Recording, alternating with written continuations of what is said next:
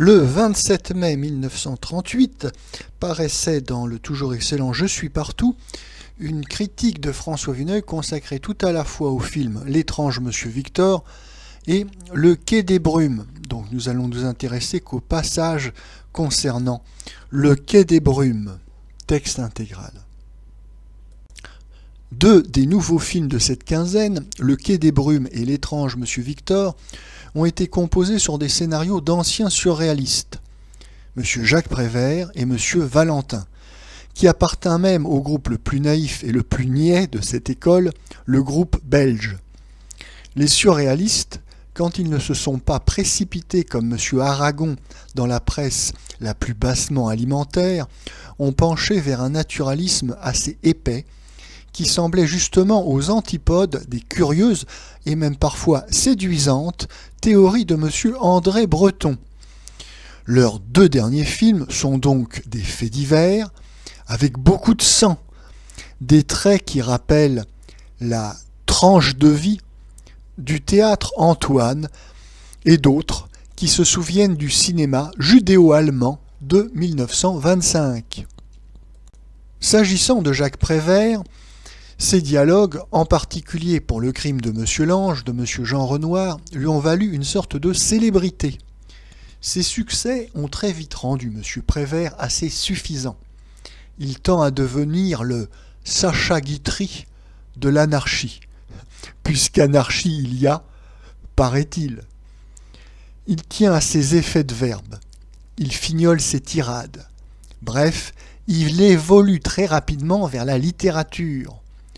On s'en aperçoit bien au choix de son nouveau scénario, Le Quai des Brumes, très vaguement inspiré d'un livre de M. Mac Orlan.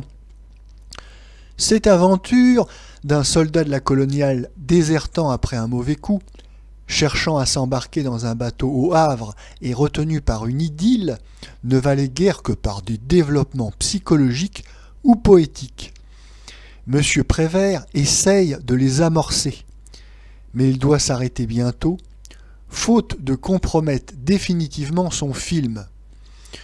Nous avons donc, comme dans la scène de la cabane de Bohème et de Vagabond, près des docks, un échange de répliques insupportables de prétention, et que leur brièveté rend peu plausible.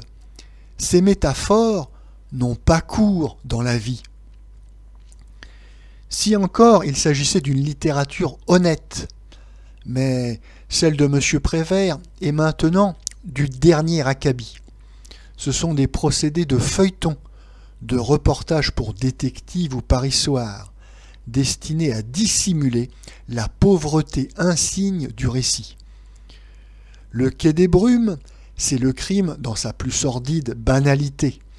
Le héros, pauvre bougre obtus, qui a des poings puissants et une âme faible, erre au hasard après avoir tué bêtement et ne saura que tuer encore. La peinture de cette brute épaisse aurait pu être saisissante. Rappelez-vous Le Mouchard de M. John Ford. Mais Le Mouchard était une œuvre d'une terrible objectivité.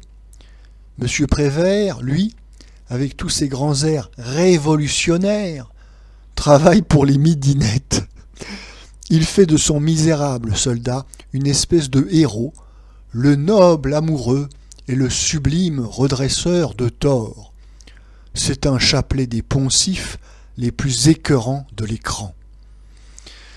Le metteur en scène, M. Marcel Carnet, avait sur la conscience le précédent film qu'il composa avec M. Prévert, l'absurde pantalonnade de Drôle de drame. M. Carnet remonte cette fois dans notre estime. C'est un exécutant soigneux, qui ne manque pas d'une certaine sensibilité visuelle, et pourrait, bien conseillé, appuyé par un bon et intelligent scénariste, signer de belles images. Mais, flanqué de M. Prévert, il travaille lui aussi dans le poncif. Brume des ports, nostalgie des départs, ruelles et cabarets à matelots.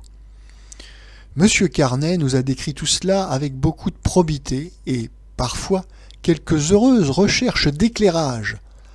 Mais toute cette poésie depuis les films de Pabst et les romans de M. Simenon, est devenu d'un usage vraiment trop courant, trop facile.